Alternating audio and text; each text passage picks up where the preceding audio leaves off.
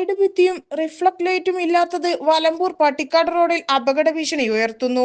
Welfare party പുനർനിർമ്മാണം നടന്ന വലമ്പൂർ പട്ടിക്കാട് റോഡിൽ വലമ്പൂർ ജംഗ്ഷനിൽ സൈഡ് ഭിത്തി നിർമ്മിക്കാത്തതും റിഫ്ലക്ട് ലൈറ്റുകൾ സ്ഥാപിക്കാത്തതും അപകട ഭീഷണി ഉയർത്തുന്നു. ദേശീയപാതയായ കോഴിക്കോട് പാലക്കാട് റോഡും സംസ്ഥാന പാതയായ നിലമ്പൂർ പെരുമ്പിലാവ് റോഡും ബന്ധിപ്പിക്കുന്ന ബൈപ്പാസ് റോഡ് കൂടിയായ വലമ്പൂർ റോഡിലൂടെ പകൽ രാത്രി വ്യത്യാസമില്ലാതെ നിരവധി വാഹനങ്ങൾ കടന്നുപോകുന്നു.